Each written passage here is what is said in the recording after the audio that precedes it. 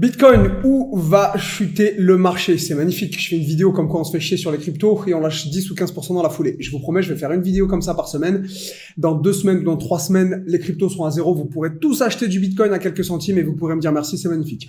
Allez, où va le marché crypto? On va voir. Je vais vous donner quelques indications techniques et je vais vous donner quelques réflexes à avoir parce qu'il y en a beaucoup qui ont paniqué ce week-end suite à la baisse. C'est parti. Allez, petite intro classique. Vous connaissez tralala. En gros, abonnez-vous. C'est le plus important et cliquez sur la cloche.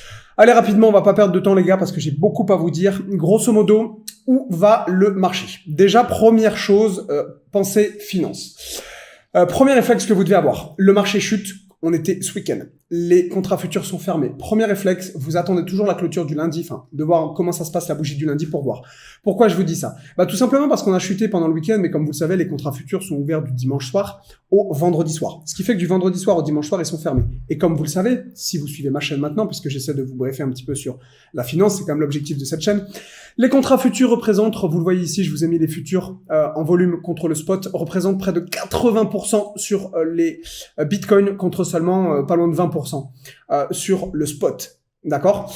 Qu'est-ce que ça veut dire? Ça veut tout simplement dire que en gros, ce que vous voyez ici représente 20% des volumes, alors que le futur représente 80% des volumes. Donc c'est quand même essentiellement celui-là qu'il faut regarder. On va donc rapidement regarder tout de suite ce qui se passe sur les contrats futurs et voir ce que je vous avais dit la dernière fois. En gros, on a deux zones. Bon.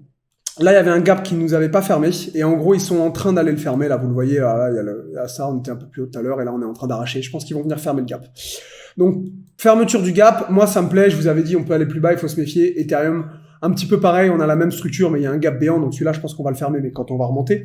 Et donc là, déjà, la première question, ça va être de dire, en gros, jusqu'où va chuter le marché. Premier objectif théorique, comblement du gap. Ils l'ont pas encore fait, mais à l'heure à laquelle je filme cette vidéo, ils vont le faire d'ici, je pense, probablement quelques minutes, dizaines de minutes, probablement quelques heures, bref. Je pense que ce sera fait dans la journée. Je pense. Il faudra une confirmation, mais voilà. Donc déjà, théoriquement, une fois que le gap est refermé, on peut remonter. Est-ce qu'on va remonter? Malheureusement, j'ai des doutes et je pense pas. C'est-à-dire que là, je vais reprendre le spot pour le coup. Et je vais vous montrer un petit peu mon point de vue. Bon, moi, j'avais donné un achat ici. On en parlera par la suite de cette vidéo. Je vais vous montrer autre chose. Mais déjà, là, ici, on break. Qu'est-ce qu'on vient foutre ici? À part fermer le gap, pour être franc, j'en sais rien. Je vois pas ce que vient foutre le marché ici. Il y a différents scénarios, on va en parler tout de suite, deuxième partie de la vidéo. Jusqu'où on va et en gros combien de temps on va y passer, ça va surtout être ça que je veux vous dire. Alors en gros, il y a ici, c'est le niveau des 20K sur lequel on avait fait évidemment pas de break, enfin on avait breaké mais on n'a pas fait de pullback, c'est-à-dire qu'on est venu ici, on a arraché mais on n'a pas fait de pullback. Il y en a beaucoup qui pensent qu'on va venir faire un pullback sur ce niveau. Moi, je pense pas. Pour différentes raisons, je vais vous mettre tout simplement le volume. En gros, bon là je vais pas vous le mettre, sinon vous allez rien voir, mais en gros ici vous avez très très peu de volume. Qu'est-ce que ça veut dire? Je vais vous le mettre en bleu. J'aime bien le bleu ce matin, pourquoi pas, le bleu c'est joli. Je vais essayer de vous mettre le volume, mais vous allez mal vous en rendre compte. En gros, il y a très peu de volume. Ça veut dire qu'en gros, si on break cette zone, il va falloir que le Bitcoin revienne faire son pullback à 20K. Sauf que s'il revient faire son pullback à 20K, ça va probablement pas être pour juste venir faire un pullback et se réenvoler. Si malheureusement il vient faire ça, il va imprimer du volume là où il y en a eu. Donc ça veut dire qu'on va probablement venir dans la zone, voire même aller plus bas pour passer du temps dessous. Moi, c'est pas le scénario que je pense. Un deuxième scénario qui est probable, c'est tout simplement qu'on va venir imprimer du volume dans la zone dans laquelle il y a peu de volume ici. Vous voyez, je vais vous supprimer ça pour qu'on y voit un peu plus clair. En gros, on peut tout à fait venir dans cette zone sur laquelle il y a peu de volume, que je vous ai donc dessiné là à l'écran en bleu, et en gros venir passer du temps ici, avant de s'en extraire par le haut. Moi, c'est pas le pari que je fais. J'ai tendance à penser qu'ils vont remonter un petit peu plus vite, mais c'est une possibilité. Je discutais avec des gérants de fonds et des arbitrageurs et des mecs qui font du pump and dump à Chypre. Parce que pump and dump est légal à Chypre, parce qu'en fait, les cryptos sont pas régulés, donc les mecs font ce qu'ils veulent. Bref, j'avais une soirée là vendredi soir et je leur parlais. Je leur disais, ils me disaient, Vlad, pourquoi les mecs ils rentreraient dans le marché? Je disais, attends, tu te rends compte? On a des mecs qui voulaient la maison à 65K, ils en veulent plus à 30. Ils m'ont dit, oui, t'as raison en soi. Le problème, c'est que ce que tu comprends pas, c'est que là, toute cette phase de hausse, elle a été initiée par des spéculateurs, des retail et des mecs qui avaient rien à foutre sur le marché. Donc effectivement, c'est normal que ce soit pas allé très très haut. Quant à là, effectivement, on a la même maison à 30 000 balles. Le problème, c'est que, enfin un peu moins du coup, on a déjà lâché 5 000.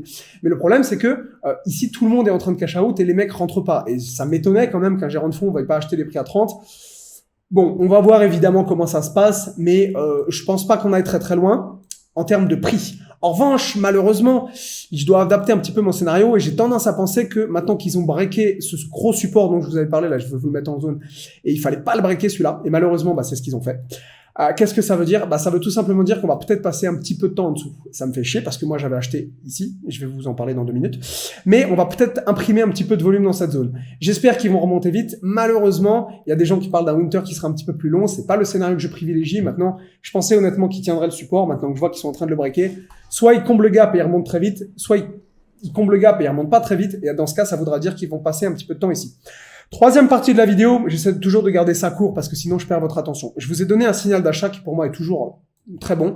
Y a pas de souci. On avait un gros support, on avait ce magnifique signal et je vous ai donc donné un signal sur ma chaîne en disant perso, je ne fais pas de recommandation d'investissement, mais là pour moi sur les cryptos, il y a un signal. Évidemment, maintenant vous allez me dire Vlad, t'as eu tort, on va plus bas, etc. Non, j'ai pas eu tort, j'ai payé un bon prix et je ne m'en veux absolument pas. Au contraire, je pense qu'il faut toujours ici payer les cryptos et je vais vous donner mon scénario tout de suite. En gros, donc j'avais payé ici en gros, c'est ce que j'avais fait. J'attends le signal et je paye la journée d'après. Donc j'avais payé à peu près par là. Je me souviens plus. Je crois que j'ai 250, 350 en portefeuille. 22, 250, 29, 250, 350. Bon, pour l'exercice, on va arrondir. On va dire que j'ai payé à 30 000. C'est pas le cas, mais c'est juste pour faire l'exercice. D'accord? On va donc arrondir à 30 000 et on dit que j'ai payé à 30 000. Ok. Qu'est-ce que ça nous donne? Prenons quelques scénarios. Premier scénario. Je paye le Bitcoin à 30 000. Bitcoin part à 0. Bon, j'ai perdu 30 000. J'ai pas payé un Bitcoin, soit dit en passant, j'ai acheté un peu moins. Mais encore une fois, j'arrondis les chiffres pour l'exercice. Ok, donc là, on va dire, je perds 30 000. Bon, pour être tout à fait franc, je vais rayer ce scénario pour la bonne et simple raison que je pense pas que Bitcoin va à 0. Si honnêtement Bitcoin va à 0, bon, ok, tant pis, mais pas besoin de discuter de ça plus longtemps. À mon avis, je suis loin d'être le seul qui va être impacté. Ça va être absolument cataclysmique. Encore une fois, j'y crois pas. Donc, on va passer au deuxième scénario. Deuxième scénario, j'ai payé 30 000, d'accord? On fait un pullback à 20 000. Ça veut dire que théoriquement, je perds 10 000. Et ensuite, on remonte, même si ça met du temps, on remonte à, disons, 60 000. Ça veut dire que je vais prendre 30 000. Puisque j'ai payé 30 000 et on remonte à 60 000. En gros, le marché ici, vous voyez, fait simplement un pullback sur les 20 000 avant de remonter sur la zone des 30 000. En gros, j'ai potentiellement perdu 10, puisque j'ai payé 30, on est redescendu à 20. À 20, on a consolidé un petit peu, on a attendu. Et ensuite, au cours des 6 prochains mois de la prochaine année, j'en sais rien, j'ai aucune idée du timing, on va remonter. J'ai donc potentiellement risqué 10 pour gagner 30. Vous vous rendez bien compte que j'ai donc un ratio de 3 pour 1. Ce qui est quand même pas dégueu en matière de crypto. Ok? Ça, c'est le scénario des pullbacks de 20K. Troisième scénario, si je payais 30 000 et que le Bitcoin s'envolait direct. C'est-à-dire qu'en gros, si au lieu d'aller plus bas que mon prix d'entrée, on faisait ça. Je payais et on s'envolait direct vers le haut du range. Bon, là, c'était le meilleur cas parce que j'avais juste gagné et en gros, j'avais quasiment rien risqué. Maintenant que vous voyez, en gros, ces 3 scénarios, et je vais quand même vous retirer ici ces flèches, dites-moi si l'investissement à 30 000, bon, là, vous l'avez à 25, c'est d'autant mieux, vous aurez un meilleur prix que moi. Dites-moi rapidement si, quand vous voyez ces scénarios, ça vous donne envie de payer en finance. Je vous laisse quelques secondes pour réfléchir. Regardez les chiffres. Essayez d'analyser rapidement, on va dire, les scénarios en termes de probabilité. Ça a 1% de chance de se passer. Ça a, je sais pas, 80% de chance de passer. Ça a 19% de chance de se passer. Bref, essayez de mettre vite fait des stats dessus. Regardez un petit peu les chiffres. Et dites-moi si là, maintenant, ça vous donne envie de payer. Logiquement, en fonction de différents scénarios, oui. Parce que vous avez plus à gagner qu'à perdre, sauf dans ce cas-là. Encore une fois, oui, là, vous perdez tout. Est-ce que vous pensez très sincèrement que les cryptos vont à 0 et que Bitcoin va à 0 d'ici quelques mois? On va dire qu'en finance, il faut s'attendre à tout, ce qu'on appelle les Black Swan. Donc, on va dire que c'est possible. Donc, je ne vais pas dire ça n'arrivera jamais, mais la probabilité est tellement faible au vu de ce que j'ai à gagner, c'est-à-dire 30 000 balles, quand je paye à 30. Bon, là, en l'occurrence, c'est 35 ou 40 000 balles, même si ça remonte à 65 parce que vous payez à 25. Que ça vaut le coup. Donc, encore une fois, essayez d'analyser, si vous voulez, des pourcentages pour celui-ci, pour celui-ci et pour celui-ci. Et si ici, vous trouvez qu'il faut vendre la zone, non. Et les mêmes connards qui vont vous dire « Ah, mais Vlad, c'était logique, il fallait shorter. » Ouais, d'accord, tu shortes un support alors qu'il n'y a pas de liquidité en dessous. C'est les mêmes connards qui, évidemment, quand le prix va remonter et quand on va être ici, ils vont vous dire « Ah, mais Vlad, c'était logique, il fallait payer à 30K. » Bah oui. Est-ce que tu l'as fait? Non. Alors, encore une fois, je suis pas en train de dire, pardon, je suis pas en train de dire que mon achat était top en termes de timing. Apparemment, on va plus bas. Moi, je pense toujours que c'était un très bon achat et je vous recommande d'acheter des cryptos. Plus on va aller bas, plus je vous le recommanderais. Maintenant, effectivement, attendez-vous simplement à ce que ça rebondisse pas tout de suite. C'est-à-dire que malheureusement, à part s'ils comblent le gap et qu'ils remontent, mais s'ils impriment du volume, attendez-vous, même si vous payez, à ce que ce soit painful. On peut potentiellement passer un winter. J'y croyais pas trop ce scénario, mais plus on avance, plus c'est l'option que ça semble prendre. On peut effectivement passer du temps en dessous. Donc, encore une fois, patience va être de mise. Vous aurez peut-être de meilleurs prix que moi, mais en tout cas là, moi, clairement, à Bitcoin à 25K, bon, j'en ai racheté à 30, donc là, je peux plus financièrement. Mais je peux vous assurer qu'à 25, j'aurais pas hésité à en reprendre. Vous pouvez pas acheter en l'état, hein, évidemment, il faut attendre qu'on consolide un petit peu ou qu'on fasse un signal. C'est typiquement ce qu'on avait fait ici. On tombe, on fait un signal d'achat. Donc là, vous attendez qu'on tombe, éventuellement qu'on consolide et qu'on fasse des signaux avant de payer un petit peu plus bas. Mais il y aura probablement de nouvelles opportunités d'achat avec des prix encore plus attractifs, plus bas. Dernière chose, pourquoi est-ce que vous voulez acheter encore plus bas? Tout simplement pour ça. Tweet de Xavier Fesneau que j'aime beaucoup. Voilà, grosso modo. Pourquoi est-ce qu'il faut acheter à 30K?